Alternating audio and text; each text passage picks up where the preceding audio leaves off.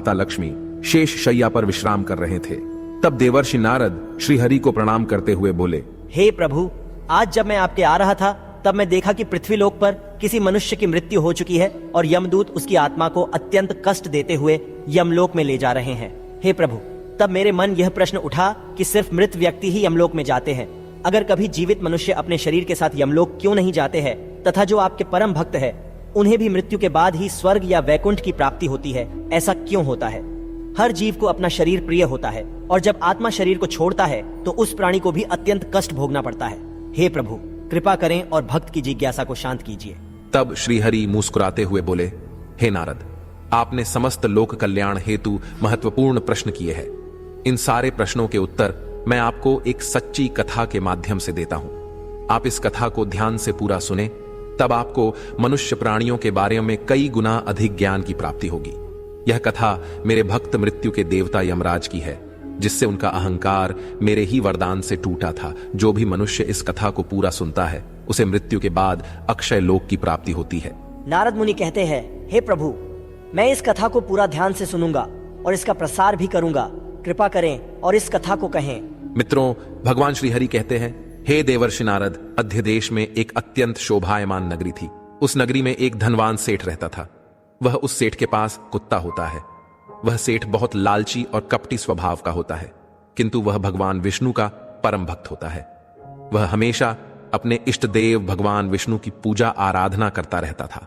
फिर एक दिन उस सेठ की भक्ति से प्रसन्न होकर भगवान विष्णु उससे मिलने के लिए पधारते हैं और उसे दर्शन देते हैं और कहते हैं, हे वत्स, मैं तुम्हारी भक्ति से अत्यधिक प्रसन्न हूं।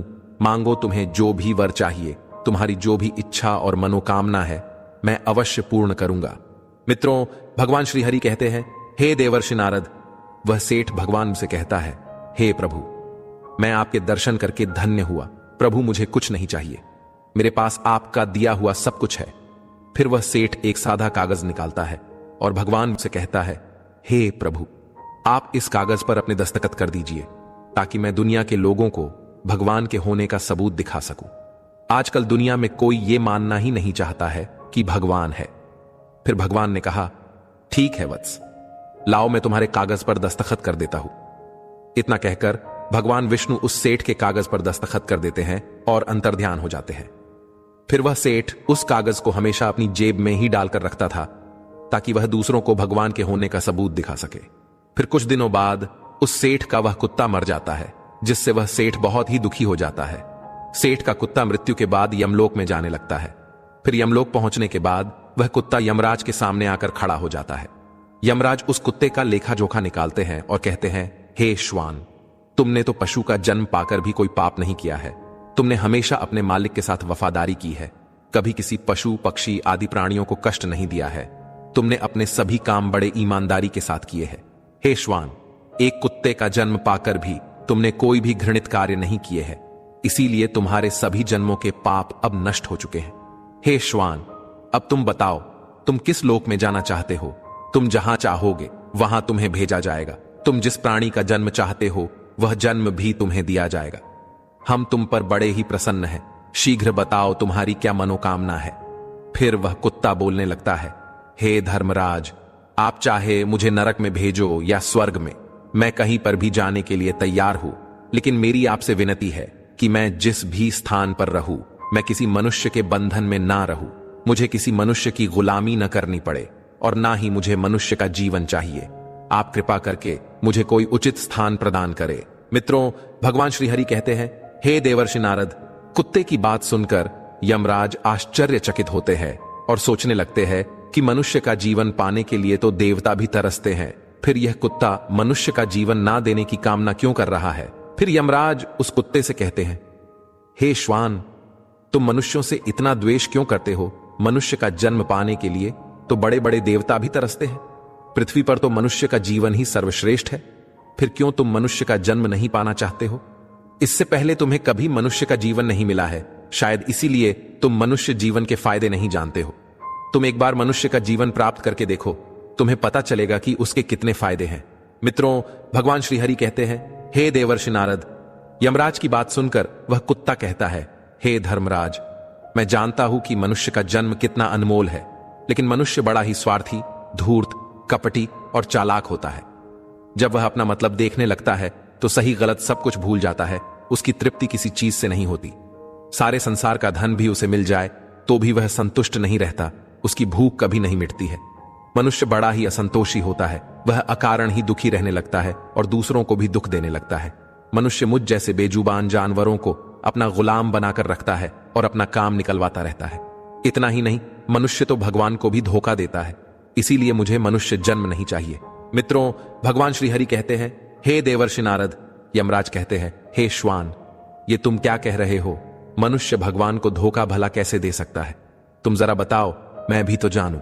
फिर कुत्ता कहने लगता है, हे धर्मराज, मनुष्य जब मंदिर में जाता है तो स्वार्थी मन से भगवान की पूजा करता है। भगवान से कहने लगता है, हे भगवान, मेरा ये काम बना दो। मैं इतने पैसे चढ़ाऊंगा, दान धर्म करूंगा, भंडारा करूंगा, गरीबों को कपड़े दान करूंगा। लेकिन जब उसका काम पूरा हो जाता है तो वह सब कुछ भूल जाता है। मित्रों, भगवान श्रीहरि कहते हैं, हे देवर्षि नारद, आगे बढ़ने की होड़ में वह अपनों का ही शोषण करता रहता है। एक दूसरे की टांग खींचने में लगा रहता है। न खुद ऊपर उठने का प्रयास करते हैं, न दूसरों को उठने देते हैं। न चैन से खाते हैं, न खाने देते हैं। अपना काम बनाने के लिए दूसरों को धोखा देता है। और उसकी धूर्तता तो देखिए, वह भगवान को भी लालच दिखाकर अपना काम बना लेता है। जब काम पूरा होता है तो कहता है, भगवान के पास तो सब कुछ है, मैं उन्हें क्या दे सकता हूं। इस प्रकार से कहकर वो अपनी बात से मुकर जाता है। हे यमराज, इंसानों के बुरे कर्मों को गिनाते गिनाते मैं थक जाऊंगा, किंतु उसके बुरे कर्म समाप्त नहीं होंगे। उसकी चालाकी के आगे तो देवता भी कुछ नहीं है। कुत्ते की बात सुनकर यमराज कहते हैं, हे श्वान, माना कि इंसान बहुत चालाक है, लेकिन वह हम देवताओं को मूर्ख नहीं बना सकता, क्योंकि हमारे यहां जितने भी जीव आते हैं उन्हें हम ही दंड देते हैं। उसने पृथ्वी लोक पर कितनी चालाकी क्यों न की हुई हो, उसे मृत्यु के बाद यही आना पड़ता है। सभी इंसान यहां पर आकर हमारे सामने रोते हैं, माफी मांगने लगते हैं, नरक जाने के भय से और मेरे भयंकर रूप को देखकर थर थर कांपते हैं। सभी मनुष्य हमारे अधीन रहकर ही काम करते हैं। मित्रों, भगवान श्रीहरि कहते हैं, हे देवर्षि नारद। फिर वह कुत्ता बोलता है, हे धर्मराज, आपके पास जितने भी मनुष्य आते हैं वे सब मरे हुए होते हैं। आपका पाला किसी जीवित इंसान से नहीं पड़ा है। यदि आप किसी जीवित मनुष्य को यमलोक लेकर आओगे तब आपको पता चल जाएगा कि जीवित इंसान कितना खतरनाक होता है। उस कुत्ते की बात सुनकर यमराज को आश्चर्य हुआ और गुस्सा भी आ गया। वे सोचने लगे, ये तो हमारे यहां पर आकर हमारा ही अपमान कर रहा है। इस तुच्छ कुत्ते को दिखाना होगा हमारे सामने कोई इंसान कुछ भी नहीं है। इंसानों की चालाकी हमारे सामने नहीं चल सकती। मित्रों, भगवान श्रीहरि कहते हैं, हे देवर्षि नारद। इस बात को साबित करने के लिए यमराज अपने दूतों को बुलाते हैं और कहते हैं, हे दूतों, जाओ और इस कुत्ते के मालिक को जीवित ही उठाकर यमलोक लेकर आ जाओ। हम भी देखते हैं कि जीवित इंसान हमारे सामने क्या चालाकी करता है। अगर यह कुत्ता गलत साबित होता है तो इसे अनेक वर्षों तक नरक में डाला जाएगा। मित्रों, भगवान श्रीहरि कहते हैं, हे देवर्षि नारद। उस कुत्ते को पूरा यकीन था कि एक अकेला जीवित मनुष्य स्वर्ग लोक में खलबली मचा देगा। फिर यम के दूत धरती लोक पर जाते हैं और उस कुत्ते के मालिक को अर्थात उस सेठ को चारपाई के साथ उठाकर यमलोक ले जाने लगते हैं। तभी बीच रास्ते में उस सेठ की नींद खुल जाती है और वह देखता है कि 2 सिंगों वाले यमदूत उसे चारपाई के साथ उठाकर यमलोक ले जा रहे होते हैं। वह सेठ उन यमदूतों से पूछने लगता है, हे यमदूत, क्या मेरी मृत्यु नींद में हो चुकी है? तब यमदूत कहने लगते हैं, नहीं मनुष्य, तुम अभी जीवित ही हो। फिर वह सेठ कहता है, फिर आप दोनों मुझे कहां ले जा रहे हैं? मैंने कौन सा पाप किया है? यम के दूत उस सेठ को सारी कहानी बता देते हैं और कहते हैं, तुम्हारे कुत्ते ने यमराज से कहा है कि जीवित मनुष्य बहुत चालाक होता है, इसीलिए इस बात का परीक्षण करने के लिए यमराज ने आपको जीवित ही यमलोक लाने के लिए कहा है। उस सेठ को पूरी बात समझ में आती है और वह कुछ देर तक सोचने लगता है और फिर तुरंत उसकी जेब में रखा हुआ वह कागज निकालता है जिस पर भगवान विष्णु ने दस्तखत किए हुए होते हैं। वह उस कागज पर कुछ लिख देता है और फिर से कागज को अपनी जेब में रख लेता है। यमदूत उस सेठ को लेकर यमराज के दरबार में उपस्थित हो जाते हैं। मित्रों, भगवान श्रीहरि कहते हैं, हे देवर्षि नारद। उस सेठ को देखते ही यमराज जोर जोर से हंसने लगते हैं और सोचने लगते हैं, ये तुच्छ मनुष्य भला मेरा क्या बिगाड़ पाएगा। फिर वह सेठ जाकर यमराज के सामने खड़ा हो जाता है और अपनी जेब से वह कागज निकालकर यमराज को देता है। जब यमराज उस कागज को खोलकर पढ़ने लगते हैं तो वे तुरंत ही सिंहासन से उठकर खड़े हो जाते हैं और उस सेठ को सिंहासन पर बिठाकर खुद उसके स्थान पर खड़े हो जाते हैं, जिसे देखकर यमराज के सभी दूत चौंक जाते हैं, सोचने लगते हैं, यमराज ये क्या कर रहे हैं? एक मानव को अपने सिंहासन पर बिठा रहे हैं।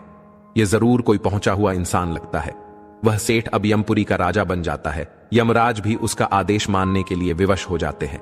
फिर वह सेठ सिंहासन पर बैठते ही यमलोक के सभी कानून बदल देता है और यमराज को ही यमलोक के द्वार का पहरेदार बना देता है।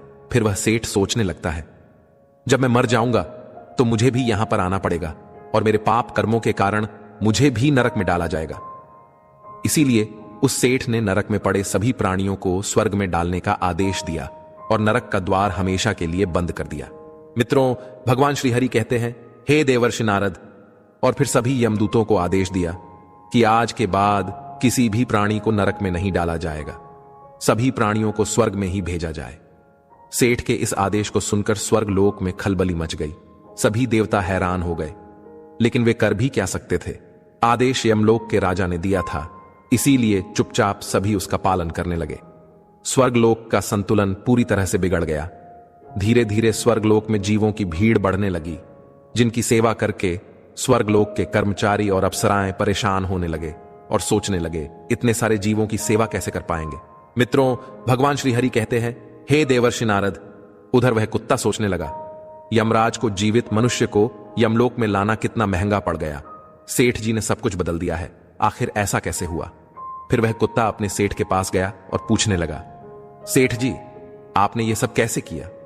अब तो आप यमलोक के राजा बन गए हैं, अब मैं सारे जीवन आपका दास बनकर रहूंगा। कृपया आप मुझे बताइए कि आपने ये सब कैसे किया।